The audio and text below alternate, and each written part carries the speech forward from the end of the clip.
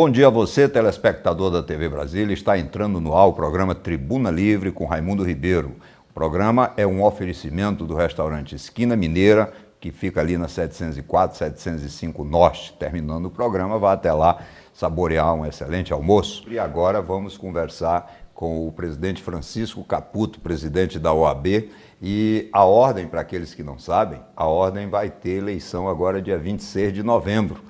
Então, nós estamos aqui reconhecendo, inclusive, a importância dessa instituição. Estamos aqui iniciando uma série de entrevistas com os candidatos para que eles possam não apenas expor o que já foi feito e o que pretendem fazer no próximo triênio, né? A eleição, o mandato é de 3 anos, né?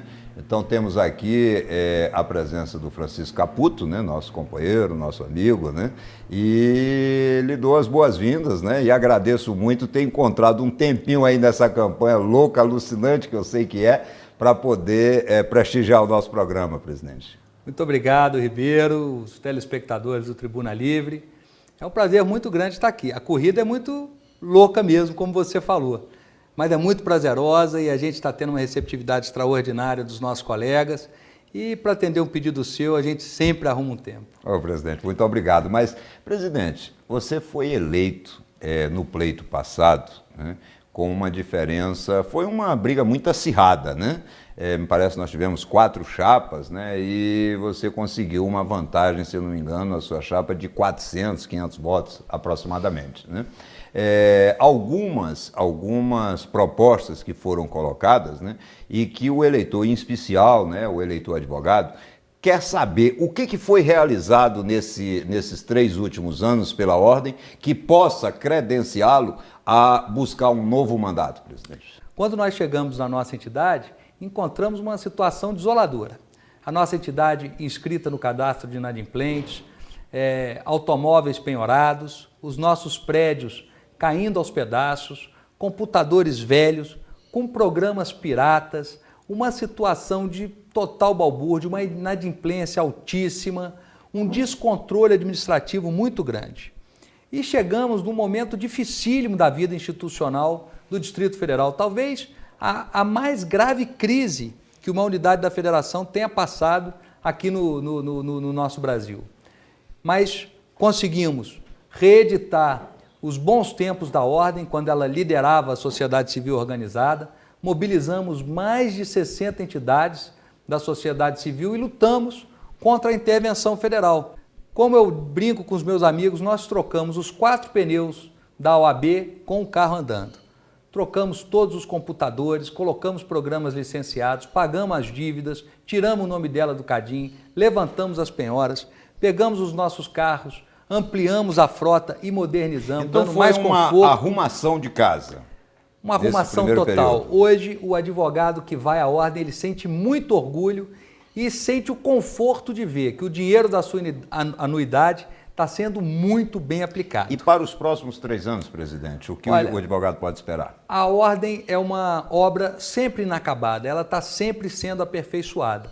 O que o advogado pode esperar da nossa administração é essa luta contínua na defesa das prerrogativas. Conseguimos coisas nesse campo das prerrogativas inimagináveis, como uma portaria do diretor da Polícia Civil garantindo acesso dos advogados a autos de inquérito e aos presos, mesmo sem procuração. Conseguimos alterar um provimento da Corregedoria do Tribunal de Justiça, garantindo o acesso do advogado a qualquer juiz. Só no caso do juiz estar em audiência que ele é isentado da responsabilidade e da obrigação de receber advogados. Mudamos o regimento interno do TRE para possibilitar vista de autos para advogados sem procuração. Cassamos portaria do TSE, da NTT, do Conselho Nacional de Educação, do Ministério da Justiça, tudo para defender as prerrogativas dos advogados. E do ponto de vista estrutural, a gente quer entregar um clube melhor para os advogados, a gente quer uma sede mais bem estruturada, com um auditório que caiba o tamanho dos nossos eventos, da nossa classe. Hoje nós somos quase 28 mil advogados e aquele prédio foi construído para uma realidade de 3.500 advogados. Nós precisamos também, Ribeiro, cuidar do lado social do advogado. A gente precisa dar por exemplo, um seguro de vida coletivo para os advogados. A gente precisa dar um plano de saúde com preços mais razoáveis, mais consentâneos com o que o mercado está praticando. Nós precisamos dar mais convênios, para mais descontos em vários itens para os nossos advogados, e essa é a nossa vontade. Agora que a casa está arrumada, nós temos condições de avançar nisso e avançar num ponto que para nós é crucial e que é o mote da nossa campanha. Presidente, para finalizar, porque o nosso tempo é curto, teríamos muita coisa ainda para a gente conversar sobre isso. Nós tivemos aquele período de instabilidade política que quase resultou numa intervenção em Brasília, né? E agora nós estamos com um governo que tem sido muito contestado por vários setores, né? Vários pedidos de impeachment que foram arquivados em razão da maioria que o governo tem na Câmara, mas denúncias muito sérias. Inclusive, agora mesmo, o governador se propôs a pagar 8,5 milhões para uma empresa de Singapura planejar Brasília para o ano 2060. E eu lhe pergunto o seguinte, a Ordem fez alguma gestão no sentido de que as investigações referente a todas essas denúncias que foram feitas contra o governo atual do Distrito Federal, a Ordem fez alguma gestão junto aos órgãos de controle social para que isso fosse efetivamente apurado, né, e com a transparência necessária? Com certeza. O presidente Reginaldo Oscar de Castro tem uma frase que para mim é extraordinária.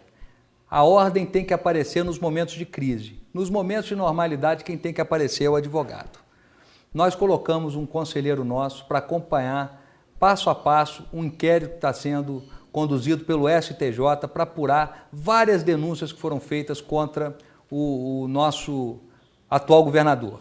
Nós também fizemos gestões junto ao Tribunal de Contas, junto à CGU e junto ao Tribunal de Contas da União para que fiscalizassem com muita intensidade, com bastante profundidade, todos os atos que vieram à tona por vários meios, não é? E o Ministério Público também parece que tem feito isso com bastante desenvoltura, com bastante liberdade. Hoje nós vivemos num Estado democrático de direito que precisa ser aperfeiçoado todos os dias, mas para nossa satisfação e graças ao apoio da Ordem, as instituições estão funcionando. Hoje nós temos a imprensa livre, que tem liberdade para denunciar, a polícia está despolitizada, está investigando também com bastante independência. O Ministério Público, apesar de ter sido alvejado por essa ou por aquela denúncia, também tem atuado com muito destemor, e o nosso judiciário, para nossa satisfação, também tem muita liberdade, muita independência e está cuidando, acho que com bastante seriedade, de todos esses casos. A Ordem, por óbvio, fica atenta, acompanha e na hora certa, se necessário for, ela atuará com firmeza para garantir o respeito às leis, o respeito à nossa Constituição e principalmente a probidade administrativa, porque a corrupção é um câncer que existe ainda na nossa sociedade e que nós precisamos combater com muita força, porque é muito forte e a gente precisa se contrapor a essa prática que prejudique muito a nossa sociedade, prejudicando o desenvolvimento econômico e social da nossa gente. Então, meu presidente, eu quero lhe agradecer aí a oportunidade de estar aqui junto conosco no programa, eu sei que sua agenda é muito apertada, mas consegui um tempinho para poder ter esse bate-papo conosco e poder levar ao telespectador tudo o que vai acontecer nas próximas eleições da OAB, dia 26 de novembro. E daqui a um minutinho nós estamos de volta. Bem, estamos de volta com o Tribuna Livre e agora nós vamos tratar de um assunto que pode causar muitos incômodos no Distrito Federal, que é a proposta do governo atual, do governo Agnello, de aumentar o gabarito dos hotéis que nós temos ali no setor hoteleiro, ou seja, terrenos que foram comprados para se construir prédios de apenas 3 andares, para poder atender a viajantes, né, as pessoas que chegavam em Brasília de uma renda média, né? De repente, numa canetada, pode acontecer desses hotéis serem autorizados, né, a destruir os 3 andares e construir aí verdadeiros espigões, né? Evidentemente que isso traz inúmeros problemas para a cidade. O primeiro é que nós vamos ter um maior fluxo de pessoas, né? Evidentemente. Vamos ter também um maior fluxo de carros sem estacionamento, numa área que nós já sabemos que não tem estacionamento. Teremos mais poluição e tem algo também que me parece que é mais grave ainda. Ou seja, as pessoas que compraram e construíram hotéis com 3 andares, compraram por um preço. O preço era X porque só podia construir 3 andares. E agora, numa canetada, você autoriza que ele passe de 3 para 15 andares, evidentemente alguém está ganhando com isso. Eu não sei quem está ganhando, mas certamente o debate pode esclarecer. Uma coisa eu sei, é que com o aumento de fluxo de pessoas e de fluxo de carros, as pessoas que frequentam o setor hoteleiro não estarão ganhando. Mas, de toda sorte, nós temos aqui o nosso articulista, né, o João Zisman, que vai falar um pouco sobre o assunto. Estamos recebendo aqui também um convidado ilustre, né, que é o Paulo Henrique Paranhos, que é o presidente do Instituto dos Arquitetos do Brasil, e temos também nosso amigo Helder Carneiro, que é o presidente da Associação Brasileira da Indústria de Hotéis, né? E são pessoas que lidam com esse assunto e que vão poder, evidentemente, esclarecer um pouco ao nosso telespectador. Então eu quero dar as boas-vindas, né, e começar aí falando com o Helder. Helder, o que a Associação dos Hotéis pensa sobre essa proposta do governo? Olha, a princípio, nós somos, como associação, somos a favor do tombamento da cidade, né? Quer dizer, um dos maiores patrimônios que essa cidade tem esse diferencial em relação às outras cidades do mundo. E com o próprio por série de situações que a transformaram em patrimônio da humanidade. Então a gente tem que cuidar disso com muito cuidado, né? Então, uma associação como a nossa, ela não pode cuidar de interesses de A, B ou C, e sim uma instituição do todo e principalmente visando, né, o bem-estar da sociedade, da cidade, etc.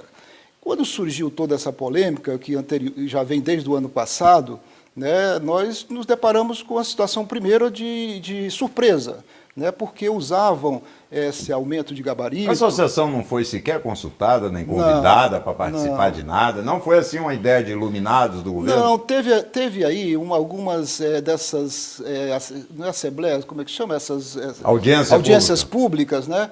Foi pela primeira vez eu tomei conhecimento do que era, né? Esse pleito dos pequenos hotéis estava eivado de umas situações assim quer dizer, o pequeno hotel, coitadinhos, não tinham como sobreviver diante dos maiores, etc, etc, etc.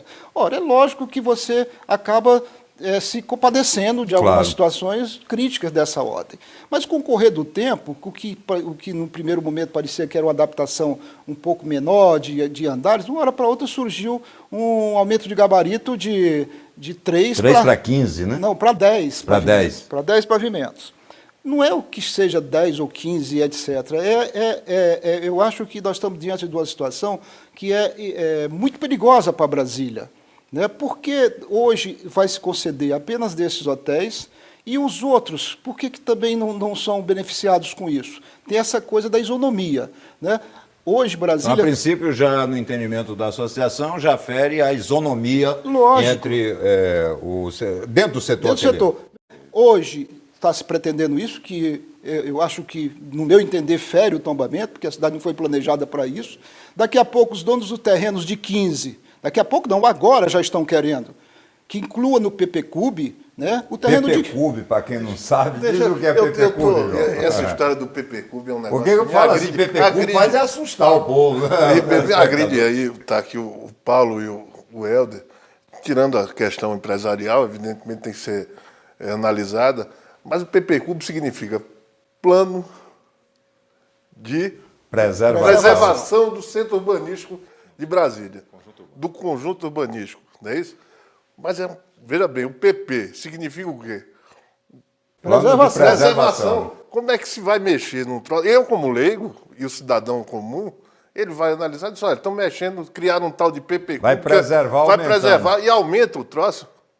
É um troço meio esquisito de engolir. Nós temos aqui hoje o Parque Hoteleiro de Brasília, ele é composto de 11 mil quartos. 11 mil quartos. São 23 mil leitos.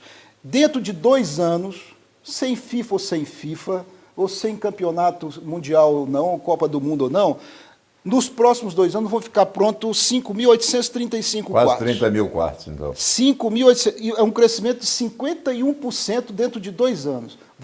Vão ficar prontos esses quartos. O que era de 23 mil leitos, vão passar para 35 mil leitos. Isso sem contar com esses terrenos, ou com esse aumento de gabarito, nada.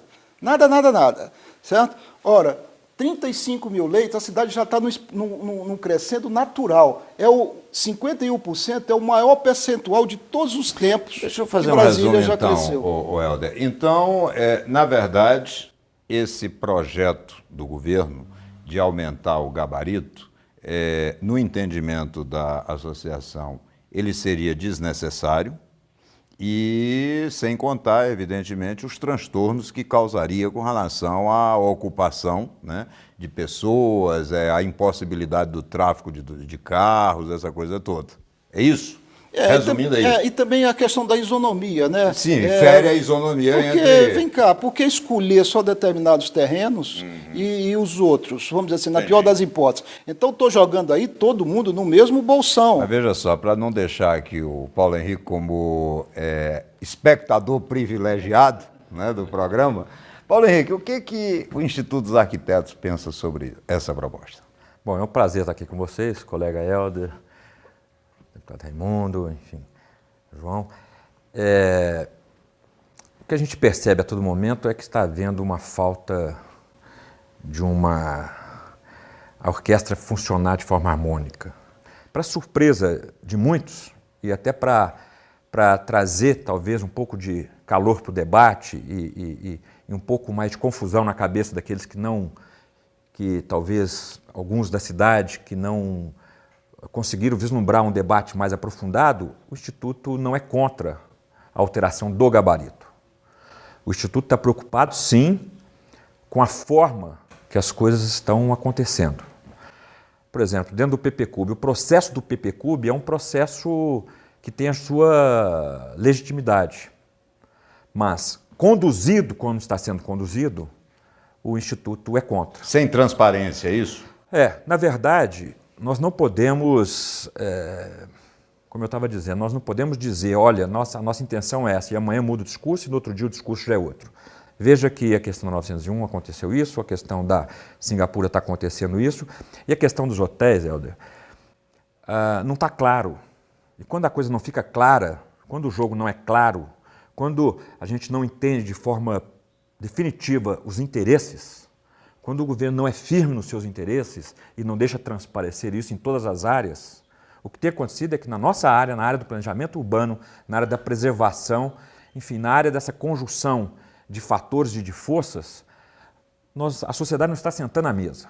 Esse é o grande problema e isso é o que o Instituto vem todos os dias. O Instituto tem participado das discussões?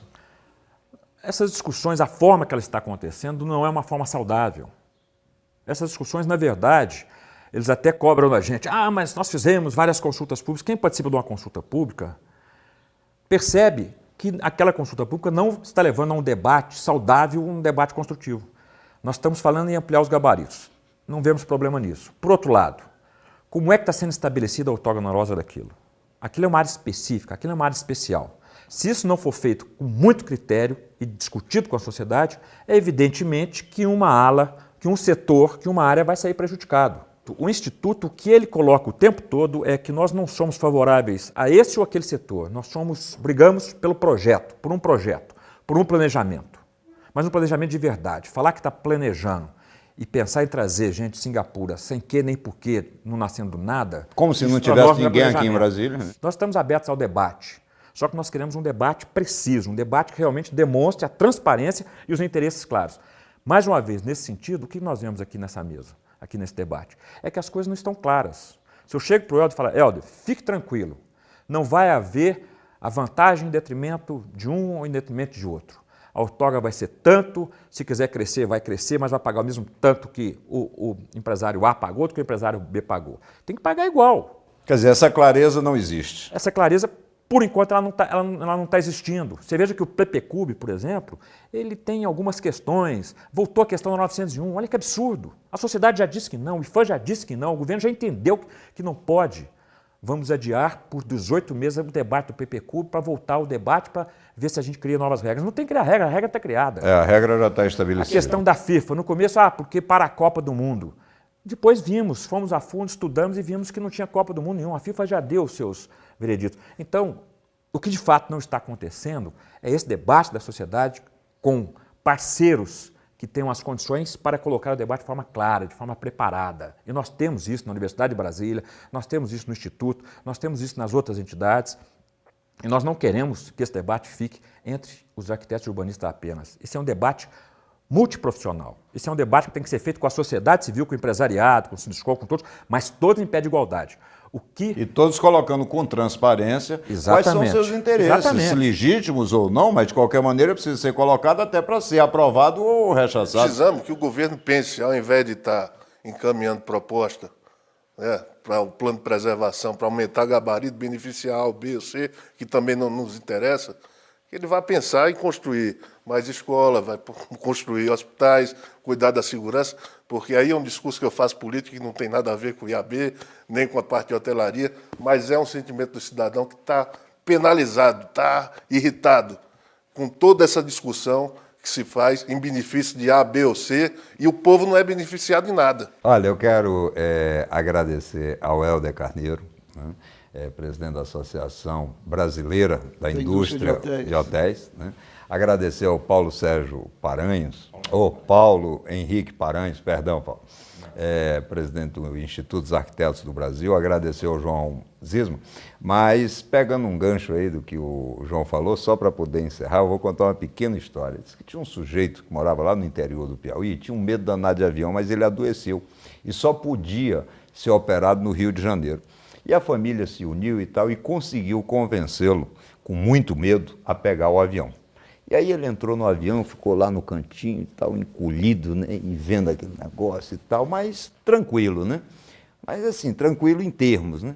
E aí, quando estava assim, encerrando a viagem, estava chegando no Rio de Janeiro, né, o comandante Araújo resolveu fazer uma graça com seus passageiros, né? Ele disse: senhoras e senhores, estamos chegando na cidade maravilhosa do Rio de Janeiro. Se você olhar à direita, você vai ver o Pão de Açúcar. Se olhar à esquerda, aí o senhor que estava lá atrás, morrendo de medo, né, olhou assim e disse: Araújo, pelo amor de Deus, olha para frente, tu estava dirigindo também. Então é a mesma coisa, mal comparando, com o que está acontecendo com o governo. Governador, governa agora, vê aí o problema de saúde, segurança, deixa para 2060, se a gente chegar lá, entendeu? Para quem entende, me parece que você não entende muito dessa história. Bem, meus amigos, era essa historinha e daqui a pouco nós voltamos.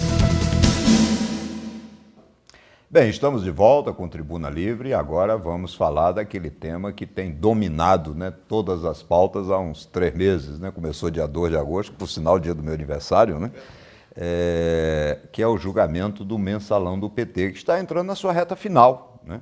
O Supremo Tribunal Federal condenou 25, né, dos 37 que foram denunciados, né? O ministro Celso de Mello, conhecido como decano, né, do Supremo Tribunal Federal, num voto magistral, né, definiu muito bem. Ele disse que realmente inúmeros delinquentes se juntaram, né, para roubar o dinheiro público, né, e agora estamos praticamente na fase da dosimetria da pena. O que é a dosimetria da pena? É você dizer, né, quantos anos de cadeia cada um vai pegar, né? E esse tema, ele é um tema que faz parte, né, do cotidiano de todos os brasileiros, todos estão acompanhando com muita atenção, e o nosso programa Tribuna Livre assumiu o compromisso, no seu primeiro momento, de acompanhar constantemente, né? E estamos aqui, mais uma vez, com o nosso articulista, João Eduardo Zisma, né, e o nosso jornalista, Luiz Solano, para que eles possam tecer alguns comentários sobre essa questão e a expectativa do que vai acontecer agora nos próximos dias, né? Joãozinho, o que você acha aí que vai acontecer? Olha, as penas, a contar de ontem, contar da semana que se passou, eu tenho a impressão que a mão vai ser pesada. Né? Porque o Marcos Valério, por enquanto, por alguns crimes, já pegou 11 anos e 8 meses, né? Eu tenho a impressão que a mão do Supremo vai pesar aí na hora de dosar as penas. O presidente do PT, José Genuíno, foi condenado. Né? O Zé Disseu, chefe da Casa Civil, ex-presidente do partido, condenado. O tesoureiro, o diretor financeiro do PT, o Delúcio Salles, condenado. E o PT, e o partido? Evidentemente que não está, o PT não era julgado, não foi julgado, não é réu do processo mensalão. Mas ele tem que ter... Mas toda a sua cúpula dirigente, sim, né? Sim, fazia em nome do próprio partido, né? Era um projeto de poder, né? Do Partido dos Trabalhadores. Então, esse sentimento de impunidade ainda muito menor do que já foi antes do julgamento do mensalão, mas ele ainda nutre um pouco desse sentimento de impunidade. Eu tenho um pensamento sobre essa questão, né? Mas daqui a pouco, depois da gente ouvir o Solano, né, a gente fala. Eu não acredito na impunidade. A impunidade ela não vai acontecer, não. Discordo do João. Eu acho que o grande trunfo nessa história toda vai ser a medida que será adotada pelo ministro do Exército, comandante do Exército, cassando a condecoração de pacificador que foi dada pelo Exército ao deputado José Genuíno. Havendo esta cassação, que vai criar uma área de atrito entre o Palácio do Planalto e o próprio comando do Exército... Mas por que o Palácio do Planalto, Solano? Porque é uma nomeação, é uma indicação da Presidente da República. E a Presidente não vai concordar com a cassação dessa medalha do mérito, a medalha do mérito dada ao José Genuíno. Mas qual o mérito dele se o Supremo acabou de dizer que ele é corrupto? Porque o corrupto não pode ficar com a medalha dada pelo Exército Brasileiro. Agora, nós estamos na expectativa de que sejam fixados definitivamente, né, as penas, né? Evidentemente que se alguém for condenado à cadeia, e parece que já existem condenações nesse sentido pelo somatório das penas, essas pessoas devem ser presas, mas antes disso ocorrerão recursos, né? Já foram até anunciados, tem embargos de declaração, né? E mais uma série de outros recursos, mas esses recursos chegarão um momento que eles findam, eles acabam, né? E aí certamente as pessoas precisam começar a cumprir suas penas. Mas eu quero agradecer aí ao João Eduardo Zisman, quero agradecer ao Luiz Solano, né? O nosso tempo é muito curto e a gente poderia passar aqui a tarde inteira discutindo sobre essa questão, porque existem muitas nuances, né? Mas como por enquanto o nosso tempo é muito curto, a gente deixa de falar neste momento deste assunto e daqui a pouco nós voltamos com o direito do consumidor. Bom dia, doutor Ribeiro. Bom dia a todos. Hoje nós vamos falar sobre compra pela internet. Seu Manuel fez a seguinte pergunta, que comprou um aparelho de som pela internet para presentear seu filho que fazia aniversário. A mercadoria estava para ser entregue com 10 dias. Foi entregue 20 dias depois da festa de aniversário. Ele pergunta o que fazer. Seu Manuel, o senhor tem 7 dias para devolver essa mercadoria por meio da transportadora ou aceitá-la. No caso de devolução, procura o escritório da transportadora e entrega a mercadoria pegando o comprovante. De posse desse comprovante, se o senhor já tiver pago a mercadoria, o senhor precisa manter contato com o site e solicitar o reembolso desse pagamento, desse custo da mercadoria, corrigido monetariamente. Esse comprovante da devolução da mercadoria é importante para o senhor. É o comprovante que o senhor precisa ter em mão, no caso até de uma questão judicial. No próximo sábado teremos mais. Muito obrigado, doutor José Vieira. Agradecendo, doutor Vieira, nós queremos dizer para você que, tendo alguma dúvida sobre o direito do consumidor, é só passar o e-mail para tribunalivrerr@gmail.com que a nossa produção receberá a sua pergunta, passa para o Dr. Vieira e no sábado seguinte ele estará aqui novamente conosco para responder. Mas, meus amigos, estamos chegando ao final do nosso programa Tribuna Livre com Raimundo Ribeiro e, se Deus quiser, sábado que vem estaremos juntos novamente. Muito obrigado pela sua audiência, pela sua paciência e até lá.